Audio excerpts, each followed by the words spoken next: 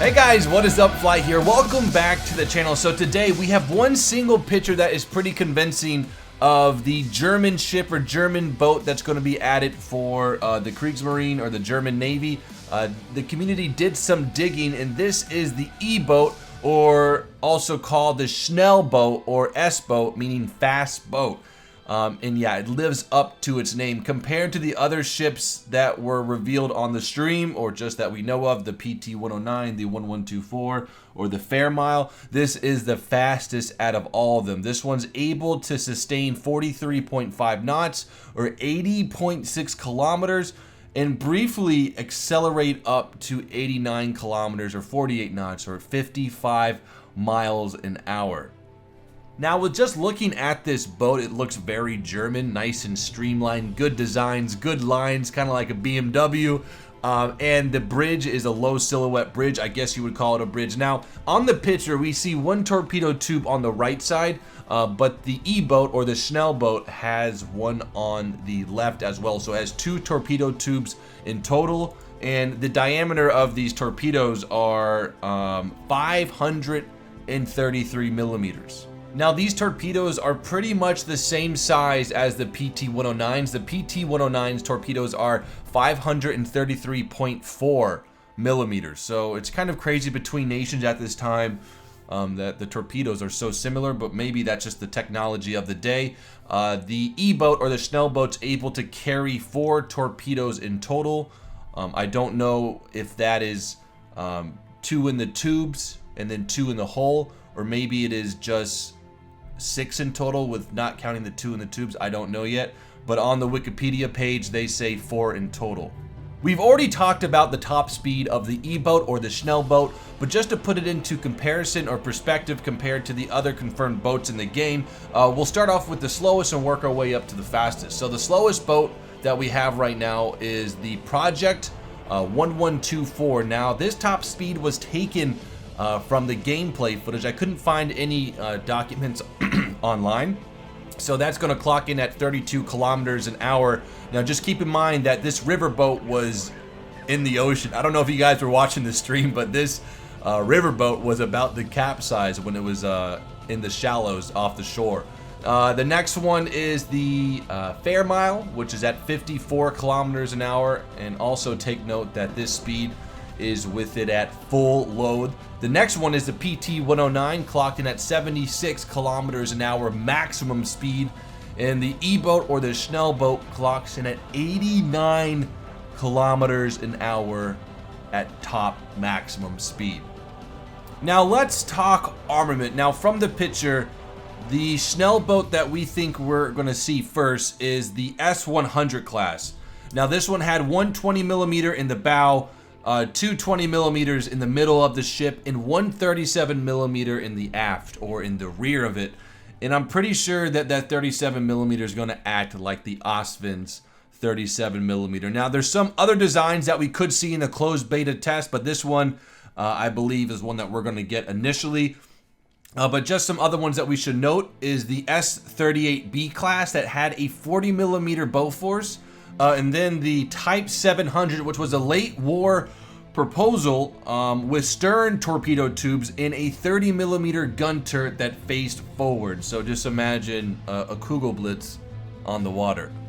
One other variation to note from the S100 or the SCHNELLBOOT is an 8.6 centimeter RAG M42, which is an unguided rocket that's clocked in at 86 millimeters at 8.6 centimeters that had the destructive power of an 88 millimeter or 8.8 centimeter anti-aircraft shell. Now, this could fire high explosive smoke, and there's some talks of cables. I don't really understand that too well, but that would be a cool feature to have in ships or boats to drop smoke to get some cover. But as we know from tanks, that hasn't been implemented yet, even though a lot of tanks, even at low tier, had that, just like the Matilda or something similar. But this is where it gets very interesting. Now, the E-boat could be armed with a quadruple 20 millimeter flak Veline mount.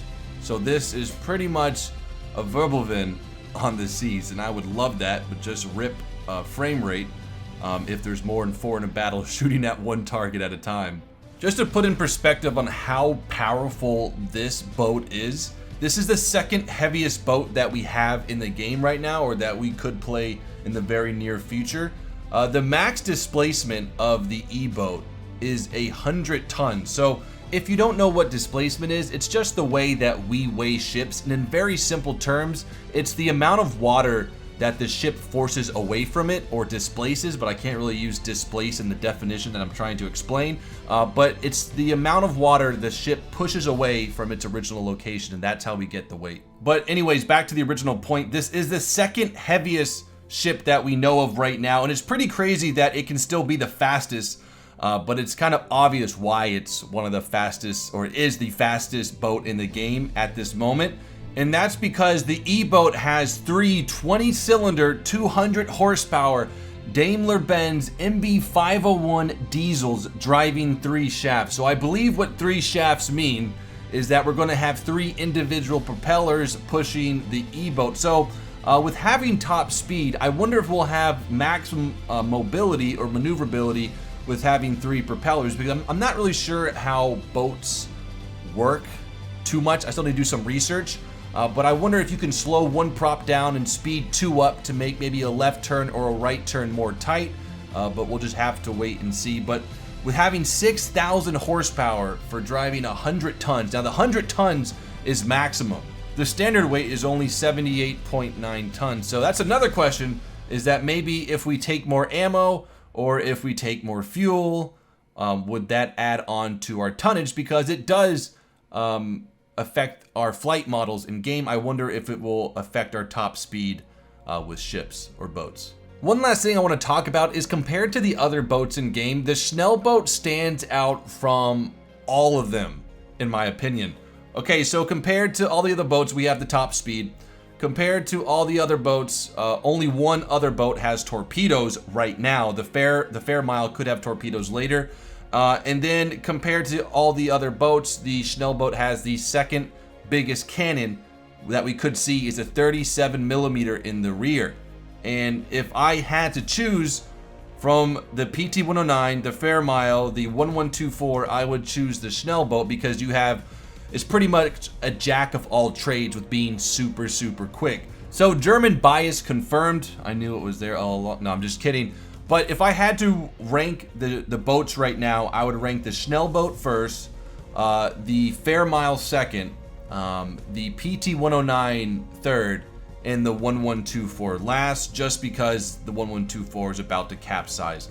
I don't know why they would add a riverboat into a sea conflict, because as said before in this video, the 1124 last stream was about to capsize. So I don't know about that. It seems the 1124 is going to be very hard to get the guns on target, just because the T-34 doesn't have much depression turret, and it has a slow acquisition to target compared to the Fairmile's 40 mils and definitely the German 37 mils. So, but that's how I'm rating the ships right now. That could change in the very near future once I get my hands on the closed beta test. But let me hear y'all's feedback on what ship you think is the best or the worst. In a 1 to 4 presentation, I would like to see the overall feel for what ship people are looking forward to the most. But before I leave, one more thing. There has been talk about new ships being revealed on the Gamescom stream, the War Thunder Twitch page.